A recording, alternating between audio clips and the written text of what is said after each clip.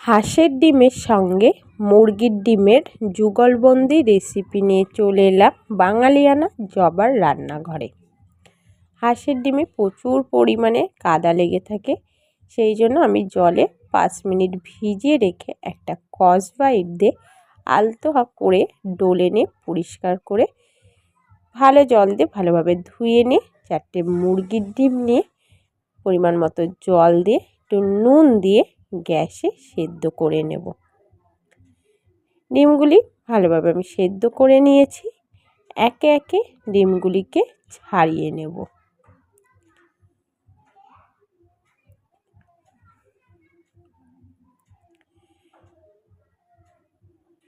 সবকটা ডিম ভালোভাবে ছাড়িয়ে নিয়ে ভালো জল দিয়ে একটু ধুয়ে খুন্তি দিয়ে আমি ডিমগুলি দুই সাইডে হালকা করে চিড়ে দেব, যাতে মশলাটা ভালোভাবে ঢোকে।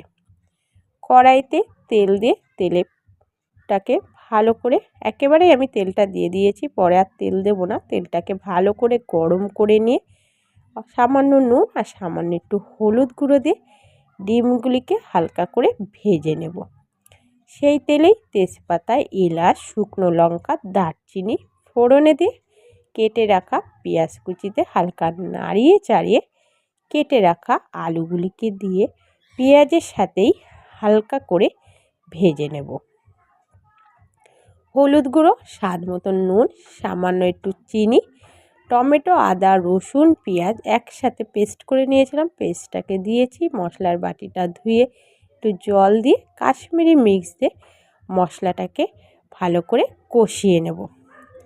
মশলা দিয়ে পুরো তেল ছেড়ে দিয়েছি, সুন্দর কষানো হয়ে গেছে।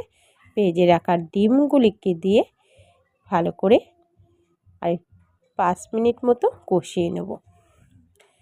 নিয়ে পরিমাণ মতো জল দিয়ে জলটাকে ভালো করে নাড়িয়ে চাড়িয়ে কাঁচা লঙ্কা দিয়ে ঢাকা দিয়ে দেব 5 থেকে 7 মিনিটের জন্য। পুরো রেডি হয়ে গেল হাঁসের ডিমের সাথে মুরগির ডিমের যুগলবন্দি রেসিপি।